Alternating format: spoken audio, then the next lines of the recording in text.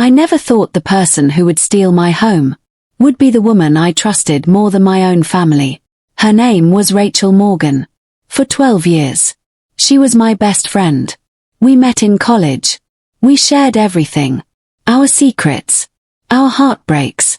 Our dreams. When my parents passed away, Rachel was the person who stayed beside me. When I bought my first house, she was the first person I called. I thought she was family. I was wrong. My house wasn't a mansion. It was a beautiful 3-bedroom home in a quiet suburban neighborhood. White walls, a small garden, a wooden porch, and a huge oak tree in the backyard. I had spent 7 years saving for it. Every wall had a memory. Every room had something I had chosen myself. It wasn't just a house. It was the first place that truly belonged to me. Rachel knew how much it meant to me. That's why I trusted her. 6 months before everything happened, I received an unexpected opportunity. My company offered me a temporary position in another state. It was a 6-month assignment. The salary was excellent. The promotion could change my career. But there was one problem. I couldn't take my house with me. Rachel offered a solution. You can stay with me whenever you come back. I smiled. What about my house? She shrugged. Let me look after it. I hesitated. You'd really do that? Of course. She hugged me. You're my best friend. I smiled. I trust you. Those were the words I would eventually regret the most. Before leaving, I made sure everything was secure. The mortgage was paid automatically. My property taxes were up to date. The insurance was active. And I had security cameras installed around the property. Rachel helped me pack. On the morning of my flight, she hugged me at the front door. Go build your career. I'll take care of everything here. I smiled. Don't throw any wild parties. She laughed. I promise. Then I left. The first 2 months were perfect. My new job was exhausting, but exciting. I called Rachel every weekend. She always told me everything was fine. Your plants are alive. Your mail is safe. Your house looks perfect. Sometimes she'd send me pictures. Everything looked normal. Until one Friday. I called her. No answer. I tried again. Nothing. I sent a message. Everything okay? She replied 3 hours later. Sorry. Busy day, red heart hash. I didn't think much of it. Then another strange thing happened. My home security app stopped sending notifications. I assumed the system had lost connection. I asked Rachel about it. She said, probably just the internet.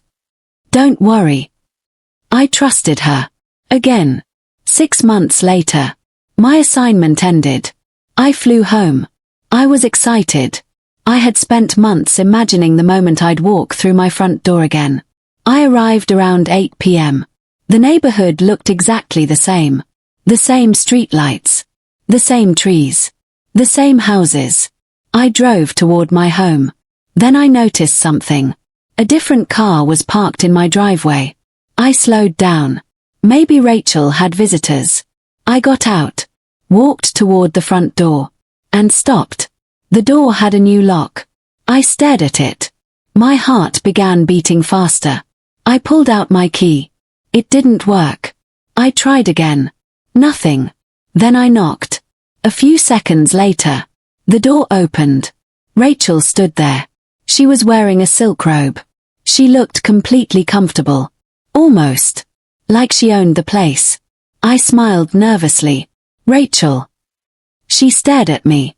Emily. I laughed. Why did you change the locks? She didn't answer. Rachel. She stepped outside. Then closed the door behind her. I looked at the house. What happened? She folded her arms. You can't come inside. I thought she was joking. What? This isn't your house anymore. I stared at her. Then laughed. Very funny. She didn't smile. I looked at the house again. Rachel. She said. I told you. You gave it to me. My smile disappeared. I did what? You gave me the house. When? Before you left. I shook my head. Rachel, I never gave you my house. She pulled a folder from behind her. I have the documents. My stomach dropped. She opened the folder. There was a property transfer agreement. My name was clearly written on it. And at the bottom, my signature. I stared at the paper. I knew that signature. It looked exactly like mine. But I had never signed that document. That's fake. Rachel smiled. Prove it. I immediately called my lawyer. He arrived the next morning. He examined the document. Then looked at me. Emily. What? This transfer was notarized. My heart sank. What does that mean? Someone officially witnessed the signature. But I wasn't here. I know. Then it's fraud. He nodded. But proving that could take time. I stared at him. How long? Months. I looked through the window. Rachel was sitting in my living room. My living room. Drinking coffee from my favorite mug. As if nothing had happened. That afternoon, I went to the police. I explained everything. They told me it was a civil property dispute until the documents could be investigated. I returned to my car feeling completely defeated. Then my phone buzzed. It was a notification from my old security system. Audio backup found. I froze. I had forgotten about it. Before leaving for my 6-month assignment, I'd activated a backup feature that automatically stored audio from the security system whenever the cameras detected unusual activity. I opened the file. There were hundreds of recordings. Most were meaningless. Until I found one from 3 months earlier. I pressed play. Rachel's voice filled my car. Are you sure this will work? A man's voice answered. The documents are already prepared. Rachel whispered. What happens when Emily comes home? The man laughed. Then Rachel said something that made my blood run cold. She'll believe me before she believes anyone else. I stopped the recording. My hands were shaking. Rachel hadn't accidentally taken my house. She had planned it. And the man, helping her, was the same lawyer who had just told me proving the fraud could take months. I stared at my phone, then smiled. Because Rachel thought she had stolen my house. She didn't know. I had just found the recording that could destroy her entire plan.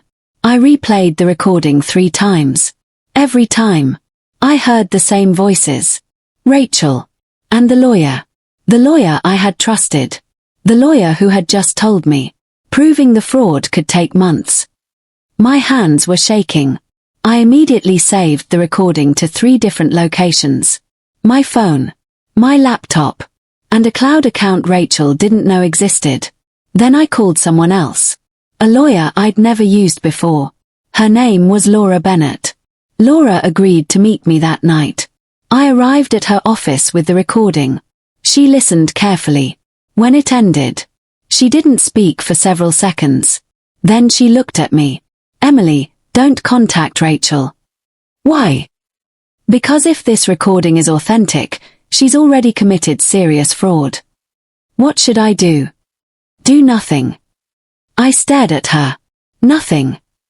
Let me investigate. She took the phone. Where did you get this?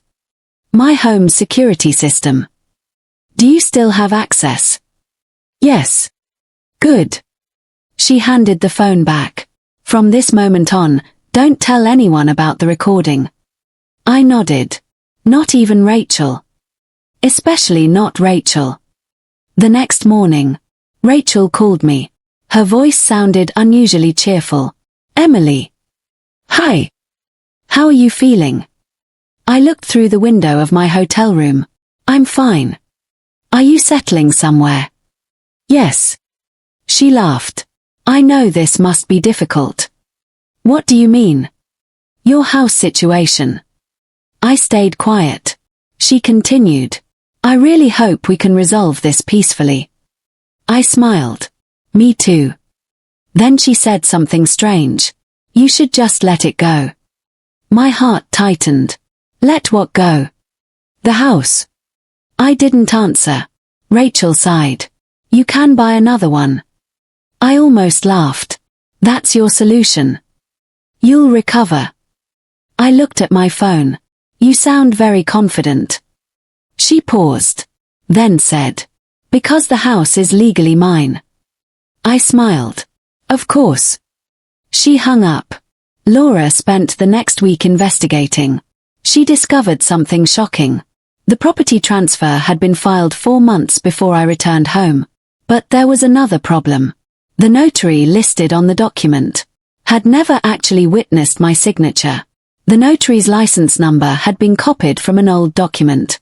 Laura said, someone created a fake identity trail. Who? We don't know yet. Then she showed me the transfer history. The document had been submitted through an online legal service. And the account belonged to Rachel Morgan. I stared at the screen. Can we prove she created it? Laura smiled. We're getting there. Then I received another recording. This one was from 5 months earlier. I pressed play. Rachel was talking to the same lawyer.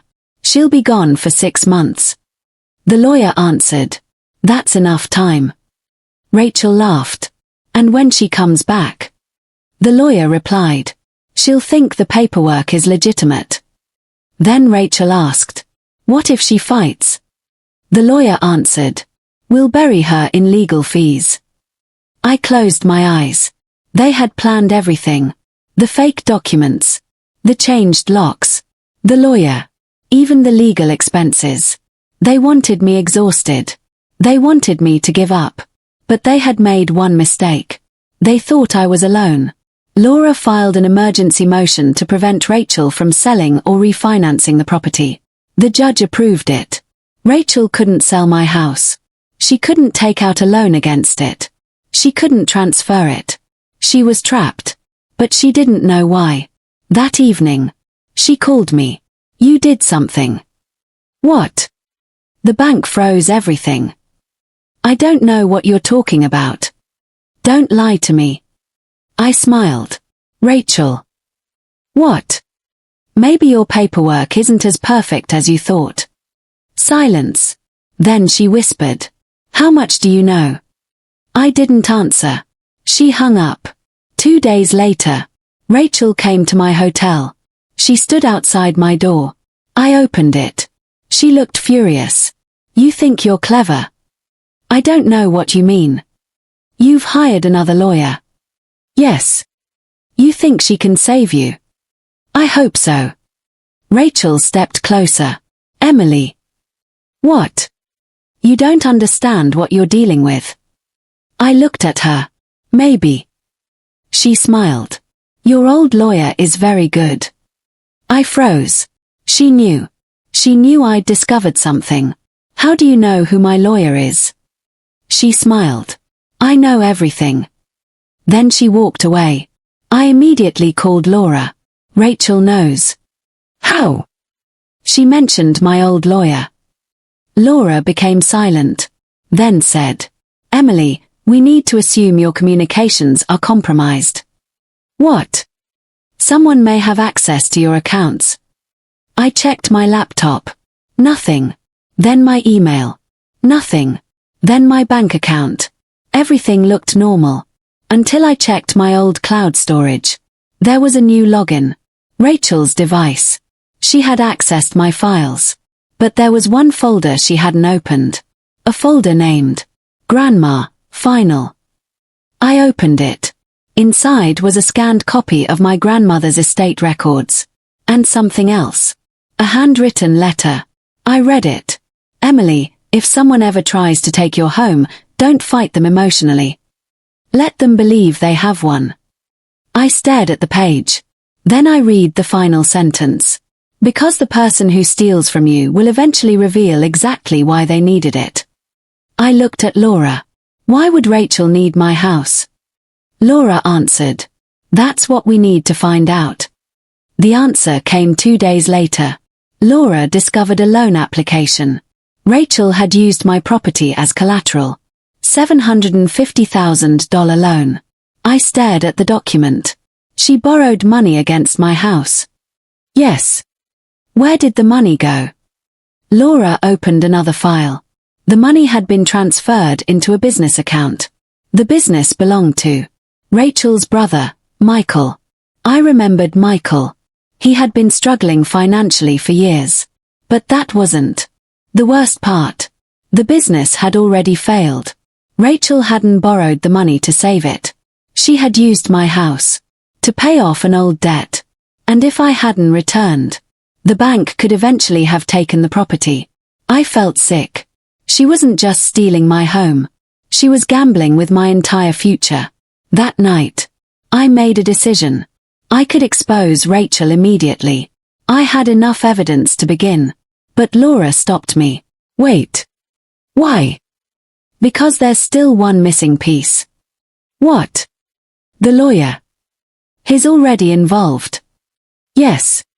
But we need proof that he knowingly participated. I looked at her. How do we get it? She smiled. We let Rachel think you're giving up. I stared at her. You're serious? Completely. What will that do?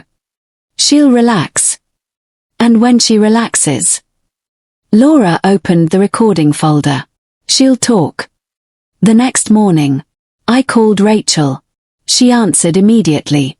Emily. I took a deep breath. I've thought about everything. She became silent. What did you decide? I whispered. I'm giving up. There was silence. Then, Rachel laughed. A long, relieved laugh.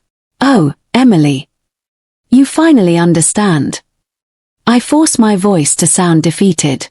I don't have the money for a long legal battle. I know. So. I paused. The house is yours. Rachel laughed again.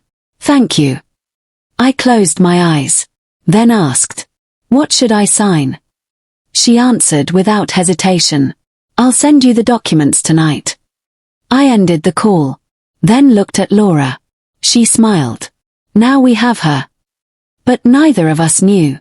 Rachel was about to make one final mistake. A mistake that would reveal exactly who had helped her steal my identity. For the first time in 6 months, Rachel believed she had one. She thought I was exhausted. She thought I couldn't afford to fight her. And most importantly, she thought I was scared. I wanted her to believe all three. That evening, Rachel sent me a message. I knew you'd eventually be reasonable. Attached was a legal document. She wanted me to sign away every remaining claim to the house. I forwarded it directly to Laura. Laura read it. Then laughed. She's getting desperate. What do you mean? Look at this clause. I read it carefully. Rachel wasn't just asking me to surrender the house. She wanted me to acknowledge that I had voluntarily transferred ownership months ago. Laura shook her head. If you sign this, she can use it as additional evidence. I smiled. Good. Laura looked at me. You have a plan? I nodded. I'm going to let her think I signed it. We created a controlled document. It looked like Rachel's paperwork. But it wasn't legally binding. I sent it back with a message. I signed. Please leave me alone. Rachel responded almost immediately. Thank you, Emily. You won't regret this. I stared at the message. I almost laughed. She had no idea. The next day, Rachel invited me to dinner. I accepted. We met at an expensive restaurant downtown. She was wearing a designer dress. She looked happier than I'd seen her in months. She raised her glass. To new beginnings. I smiled. To new beginnings. She drank. Then said, You know, I was worried you'd make this ugly. I don't want trouble. She smiled. Good. Then she leaned closer. Because you could never beat me. I looked at her. Why? She laughed. Because I planned everything. My heart started beating faster. But I kept my expression calm. What do you mean? She took another sip. Your house. What about it? I knew exactly what I was doing. I stayed silent. She continued. You were gone. You trusted me. And you left everything in my hands. Then she laughed. You made it easy. I asked. How did you get the documents? She smiled. That was the clever part. How? I had help. From who? She shook her head. You're not going to believe me. I smiled. Try me. She leaned closer. Your old lawyer. My heart sank. Daniel. She nodded. Daniel prepared everything. He knew your signature. He knew your property records. He knew exactly what paperwork you had. I felt sick. The lawyer I'd trusted for years had betrayed me. Rachel continued talking. She had been planning the theft for nearly a year. She knew about my temporary job assignment. She knew when I would leave. She knew when I would return. She even knew my security system settings. But I asked the question I cared about most. Why? She looked at me. Because your house is worth almost $1 million. I stared at her. That's it. No. She shook her head. I owed Michael money. Lots of it. The business was failing. The bank was going to take everything. So you used my house. She smiled. I used what you were stupid enough to trust me with. Those words hurt. But I kept my face calm. Then she said something even worse. Do you remember when your security system stopped working? I froze. You did that. She laughed. Of course. How? Daniel gave me access. I stared at her. You disabled my cameras. Yes. Why? Because I needed the house empty. I felt my hands trembling beneath the table. But Rachel kept talking. She was enjoying herself. She thought she was telling the story of her victory. She didn't realize. She was recording her own confession. My phone was inside my handbag. The recording app was running. Laura was listening from a nearby table. Everything Rachel said was being captured. Then Rachel leaned back. You know what's funny? What? Everyone believes you. She laughed. Your mother thinks you lost the house. Your neighbors think you gave it to me. Even your bank believed the documents. I asked. And what about the notary? Rachel smiled. Fake. I almost stopped breathing. She continued. The lawyer arranged it. And the signature? Copied. From where? She pointed toward me. From the property documents you gave him years ago. I felt a wave of anger. But I stayed calm. Then Rachel made her biggest mistake. She looked around the restaurant. Then whispered. There was one thing I couldn't fake. What? Your grandmother's estate records. I frowned. Why? Because she left the house protected by a special clause. My heart stopped. What clause? Rachel shook her head. I don't know. Daniel couldn't find it. That's why we needed you to sign. I stared at her. So you were afraid of something? She smiled. Very. I asked. What did my grandmother protect? Rachel leaned closer. I don't know exactly. But Daniel said there was a clause that could make the entire transfer invalid. I almost smiled. There it was. The missing piece. My grandmother had protected the house. And Rachel knew it. She had forged everything because she couldn't legally obtain it. Then Rachel's phone rang. She looked at the screen. Her expression changed. Excuse me. She walked outside. I immediately texted Laura. We have everything. Laura replied. Stay calm. Don't confront her. I nodded. Then Rachel returned. She looked nervous. Something wrong? I asked. No. She smiled. But her hands were shaking. When I returned to my hotel, Laura was waiting. She had already prepared the evidence. The recording. The fake documents. The bank transfer. The forged signature. The security system access. Everything. She looked at me. Emily. Yes. Your house isn't the only thing Rachel stole. I frowned. What else? Laura opened a file. Inside was a bank statement, a loan application, and a second property document. I stared at it. It contained my name. But the property listed wasn't my house. It was my grandmother's old vacation property. I froze. Rachel had tried to steal that too. But why? Laura pointed to the final page. There was a handwritten note from my grandmother. The second property contains the original family documents. I stared at the page. Suddenly, Rachel's entire plan made sense. She wasn't only after my house. She was searching for something hidden inside my grandmother's second property. And whatever was hidden there was valuable enough for Rachel to risk everything. The next morning, Rachel called me. Her voice was strangely calm. Emily. What? I need you to do one more thing. What? Meet me at your grandmother's old vacation house.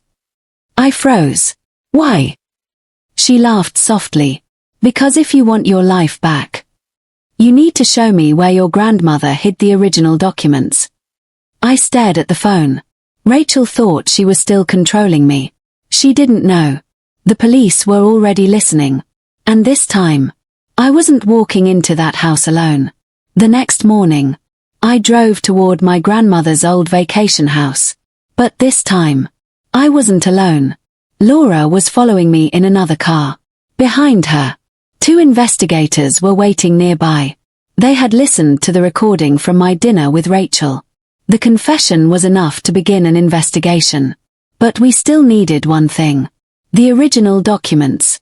If my grandmother had hidden them, we needed to find them before Rachel did. The vacation house sat at the end of a quiet road. It had been empty for years. The paint was peeling.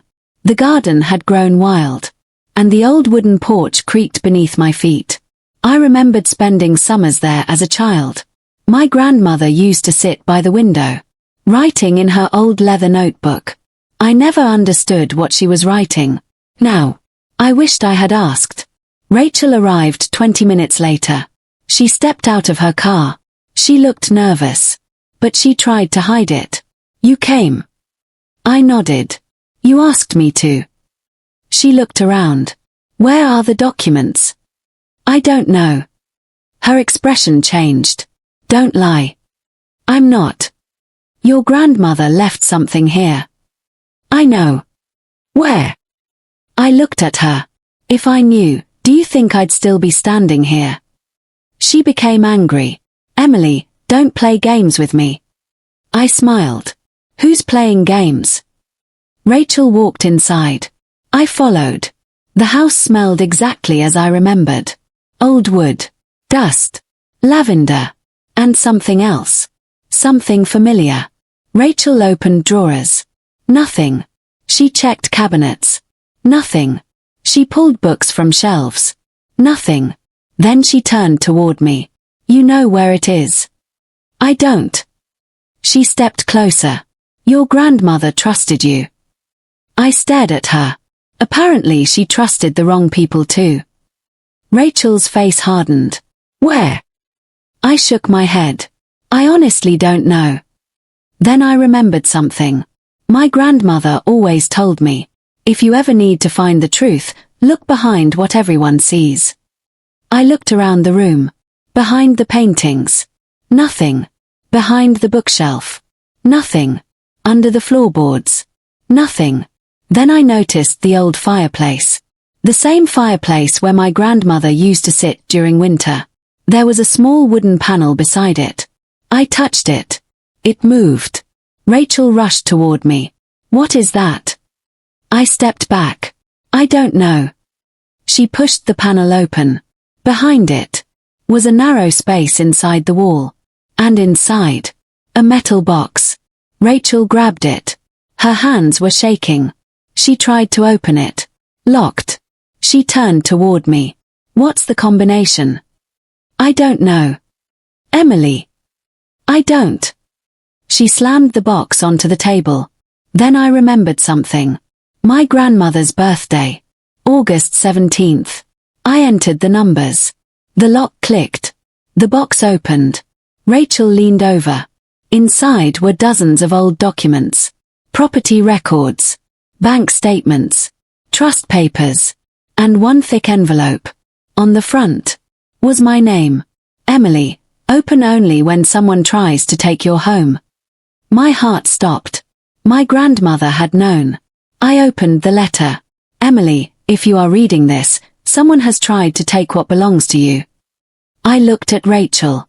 She had gone pale. I continued reading. Do not trust anyone who tells you that the property transfer is legal. Then another line. The house was placed under a protective family trust. Rachel whispered. No. I looked at her. She knew. She knew exactly what this meant. The forged transfer could never have legally transferred the property. My house was still mine. But the letter continued. The trust cannot be changed without Emily's personal approval. No lawyer can sign for her. No document can replace her consent. I looked at Rachel. She suddenly understood. Everything she had done was worthless. The fake signature, the fake notary, the lawyer, the loan, all of it. The house had never left my ownership. Rachel stepped backward. This isn't fair. I stared at her. You stole my house.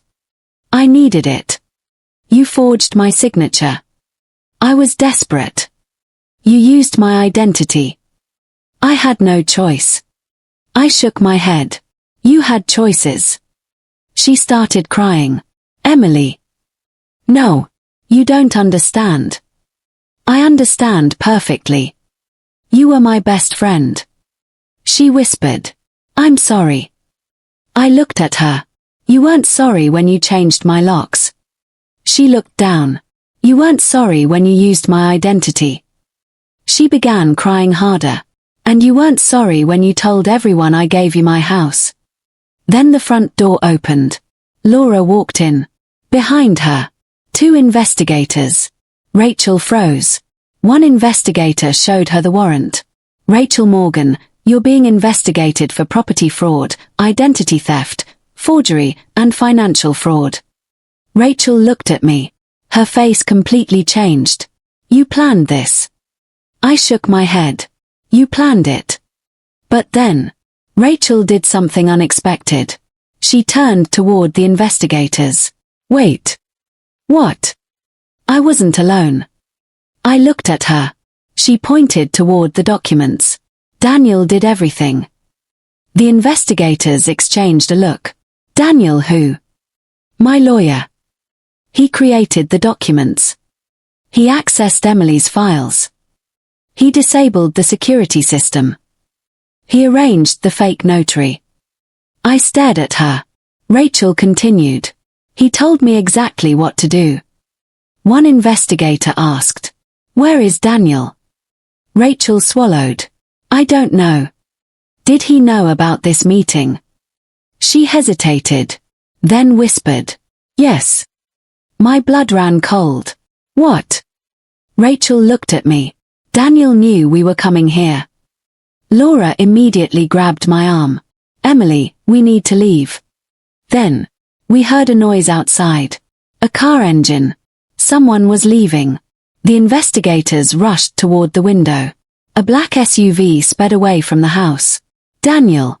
He had been watching us. The investigators followed him. But he escaped. For the moment. I looked back at the metal box. There was one final document inside. I picked it up. It was a bank agreement. My grandmother had written something across the top. This document explains why they will never stop looking. I opened it. And my heart stopped. Because my grandmother hadn't just protected my house. She had hidden something worth millions inside the family trust. Something Daniel and Rachel had been searching for all along. A secret investment account worth $4.8 million. And the account had only one authorized owner. Me. I looked at Laura. She stared at the document. Emily. What? Now we know why they wanted your grandmother's documents. But before I could answer, my phone rang. Unknown number. I answered. A man's voice whispered, "If you want to stay alive, don't touch that account." Then the call ended. I stared at the phone. Rachel looked terrified. Because she knew the voice. It was Daniel. The call ended. I stood frozen in the middle of my grandmother's old house. "If you want to stay alive, don't touch that account." Those words kept repeating in my head. I looked at Rachel. She was pale. "You know who that was?" She nodded slowly. "Daniel." "Why is he threatening me?" Rachel looked down. "Because your grandmother knew what he had done." "What did he do?" Rachel swallowed. "He didn't just help me steal your house." She looked at the metal box. "He helped your grandmother discover a financial fraud years ago." My heart stopped. "What?" "Daniel's father worked with your grandmother. Your grandmother discovered that millions were being moved through fake investment accounts. She documented everything. And then..." Rachel pointed toward the $4.8 million account. She hid the evidence inside the trust. Suddenly, everything made sense. Daniel wasn't after my house. Rachel wasn't after my house. They were after the evidence. The house was simply the easiest way to get access to my grandmother's records. I looked at Laura. "What do we do?" She answered immediately. "We don't touch the money." "Why?" "Because the account may contain evidence connected to the old fraud." "Then what?"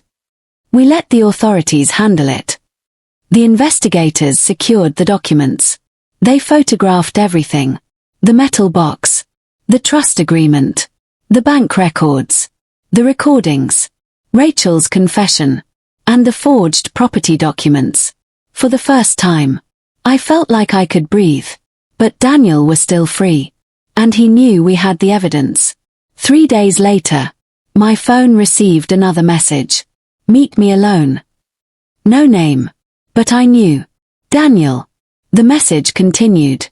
"Bring the original trust documents." I showed Laura. She immediately shook her head. "No. I know.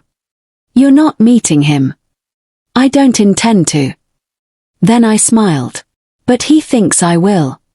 We created a plan. The investigators arranged surveillance. I agreed to meet Daniel at an old parking garage. I carried an empty folder. The original documents stayed safely with the authorities. I arrived at 8 p.m. The garage was almost empty.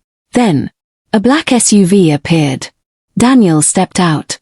He looked calm, almost relaxed. "Emily." "Daniel." He smiled. "You've caused a lot of problems." I stared at him. "You stole my identity." "I helped Rachel." "You forged legal documents." "I protected my interests." "You threatened me." He laughed. "You have no idea what you're holding." I raised the empty folder. "You mean this?" His eyes immediately focused on it. "Give it to me." "Why?" "Because you don't understand the consequences." I smiled. "Then explain." Daniel stepped closer. "Your grandmother discovered something years ago." "What?" "A network of accounts. Money was being moved through companies that didn't exist. And you were involved." He smiled. "Not directly." "Your father." His expression changed. "Careful." I understood. That was the answer. I continued. "Your family lost millions when my grandmother exposed them." Daniel's jaw tightened. "She ruined everything." "So you wanted revenge?" "I wanted what belonged to my family." I looked at him. "You mean stolen money?" He became angry. "Your grandmother had no right." "She had every right." He stepped closer. "Give me the documents." "No, Emily." "No." Then I pressed a button on my phone. The investigators were listening. Daniel didn't know. He kept talking. He admitted everything. The forged documents. The fake notary. The loan.